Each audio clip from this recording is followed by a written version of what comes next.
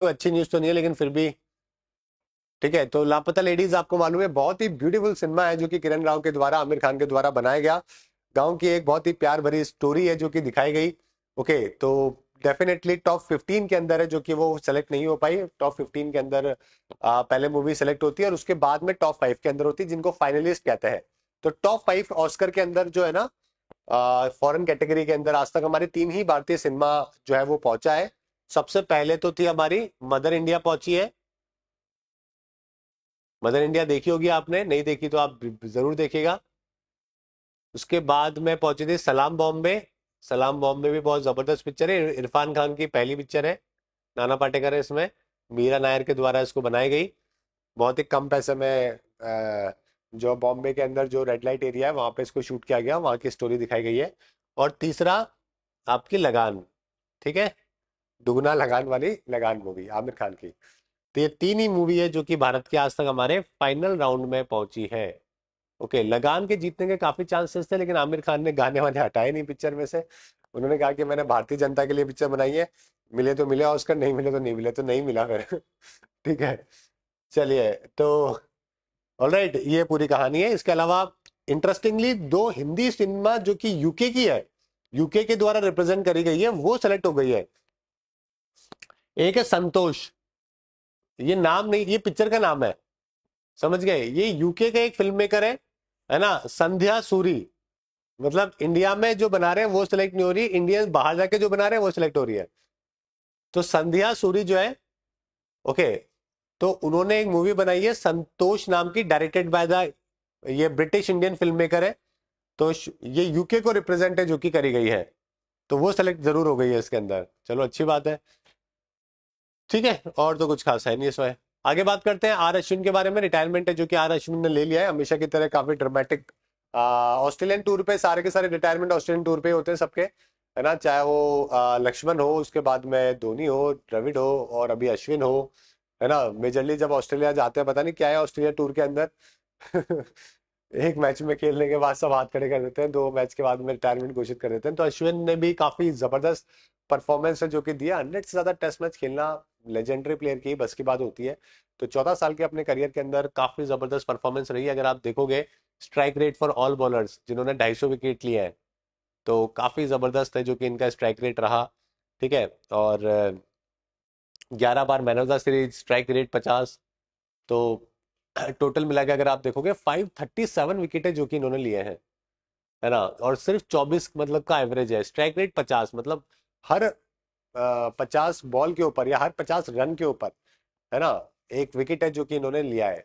Okay, और जो average है 24 का, तो काफी जबरदस्त एवरेज है। अगर आप एवरेज देखोगे ना तो मुरली का 22 है, जडेजा का भी 24 है, बाकी देखो शेन वॉर्न का भी एवरेज 25 है, ठीक है। उसके अलावा कुंबले का एवरेज 30 के आसपास है, हरभजन का 32 है, विटोरी का 34 है जो स्पिनर से बाकी, है ना। तो काफी बड़ी बात है यार 24 का एवरेज मेंटेन करना। और इतने हरभजन सिंह के 417 विकेट थे, कुंबले के 619 विकेट थे। तो सेकंड नंबर पे हमारे विकेट टेकर है जो कि अश्विन एज ए रिटायर हुए हैं। ऑलराइट, चलिए पेज नंबर 12 की बात करते हैं। यहाँ पे जो पॉइंट ऑफ डिस्कशन है, जोमेटो बात करेंगे, Hurun list of self made entrepreneurs. तो देश के जो सबसे अमीर सेल्फ मेड एंटरप्रेन्योर्स है उसके अंदर नंबर 1 के ऊपर दामानी साहब है, राधा कृष्णन दमानी। आपने डी मार्ट का नाम सुना ही होगा, है ना। तो हुरून लिस्ट आई है जिसके अंदर सेल्फ मेड एंटरप्रेन्योर्स है, जिनका मतलब जिन्होंने खुद ने ही पैसा बनाया सबसे ज्यादा।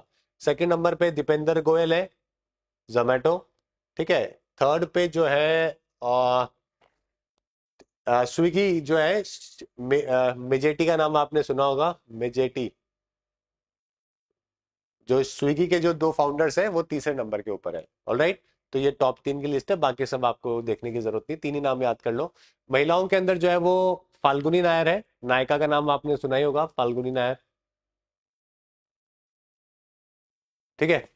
चलिए आगे बात करते हैं इंडियन एक्सप्रेस की कल की। तो कल तो ये देखिए disaster at sea in Mumbai, ये देखने को मिला है, तो वो यहाँ पे बताया गया है। तो हमारे लिए जो न्यूज है वो है हमारे चीता को लेकर, है ना। तो आपको मालूम ही है कि भारत में, हमारे देश में 1952 के अंदर चीता एक्सटेंट हो गए थे। उसके बाद में हमने अभी अफ्रीका और नामीबिया से कुछ चीता मंगाए, कूनो नेशनल पार्क में हमने उनको डाला।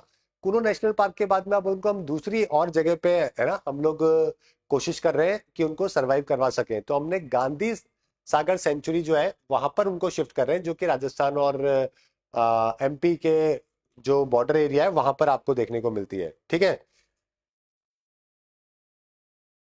ठीक है। चलिए, तो ये 6 से 8 चीता जो है वो रिलीज करे जाएंगे 64 किलोमीटर स्क्वायर के एरिया के अंदर। पहले तो एनक्लोजर में किए जाएंगे, वहां से लेपर्ड को हटाया जा रहा है। ठीक है, लेपर्ड जो है 70-80 लेपर्ड है, उनको वहां से हटाया जा रहा है। तो 70-80 लेपर्ड पहले पकड़े जाएंगे, उनको हटाया जाएगा, क्योंकि लेपर्ड और चीता दोनों के जो शिकार है वो दोनों दोनों के एक ही है। जो भी डियर होते हैं, सांबर होते हैं, है ना, ये सारे के सारे उनके कॉमन है। तो उतने वहां पे ज्यादा शिकार है नहीं, तो खाने की कमी ना हो जाए, इस वजह से लेपर्ड की को वहां से हटा के चीता को जो है वो पहले तो एंक्लोजर में रखेंगे, उसके बाद में फिर वहां पे छोड़ेंगे ताकि चीता उस हैबिटेट को अडॉप्ट कर सके। पहली बार ऐसा हुआ है कि कॉन्टिनेंट चेंज है जो कि किसी का किया गया है, समझ गए। तो हैबिटेशन में बहुत बड़ा चैलेंज है, मतलब आप समझिए उस जगह का कितना अलग टेम्परेचर है, वेदर है, एल्टीट्यूड है, वहां पे फूड अवेलेबल है, और वो पूरा कॉन्टिनेंट है जो कि चीता का बदल गया। पुराने वाले चीता को तो समझ ही नहीं आ रहा होगा यार ये हुआ क्या है, कहाँ पे आ गए हैं। ठीक है, तो 1500 ऐसे प्रे एनिमल है जो कि ऐड करे गए हैं ताकि खाने पीने की समस्या ना हो। ये गांधी सागर सेंचुरी आप देख सकते हो। ऑलराइट, और राजस्थान, ये राजस्थान का बेल्ट है, ये मध्य प्रदेश का बेल्ट है, तो दोनों के ही बॉर्डर के ऊपर है जो कि आपको देखने को मिलेगा।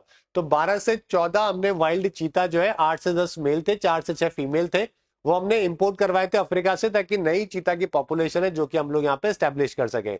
ओके, बहुत ही जेनेटिकली डाइवर्स है, डिजीज फ्री रहना हमारे यहाँ पे, रिप्रोडक्टिवली बनाना उसको, उसका बिहेवियर कॉमन रखना, हंट कर सके, खुद ही जो है वो सरवाइव कर सके, ये सब चीजें काफी क्रिटिकल थी जिसको हम लोग धीरे धीरे अडॉप्ट कर रहे हैं अभी आज के टाइम पे। ऑलराइट, ठीक है। तो यहाँ पे जितने भी लेपर्ड होंगे उनको भी कैप्चर किया जाएगा, टैग किया जाएगा और मॉनिटर किया जाएगा, है ना, ताकि पता लग सके कि वो कहाँ पर रह रहे हैं, और उनको जो रखा गया है वो चीता के साथ में दोनों जो है वो आपस में लड़ाई वड़ाई ना करें।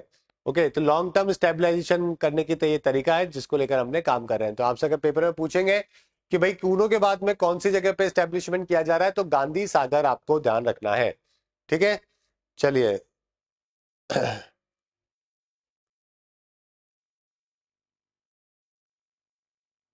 ऑलराइट, ये तो हो ही गया।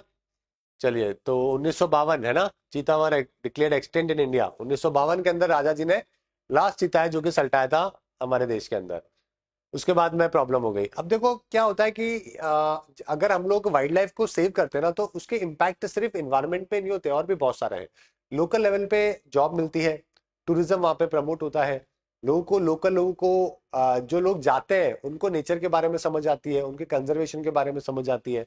तो इकोनॉमिकल और पॉलिटिकल कॉन्टेक्स्ट तो यही है, लेकिन अगर मैं बात करूँ ना तो सोशली भी बहुत इंपॉर्टेंट है कि हम लोग हमारी वाइल्ड लाइफ को प्रोटेक्शन रखें। राइट, चलिए आगे बात करते हैं दिल्ली मुंबई को लेकर। तो दिल्ली मुंबई वर्ल्ड के अंदर 8th बिजिएस्ट डोमेस्टिक फ्लाइट का रूट है। मतलब खतरनाक बात नहीं है क्या कि पूरी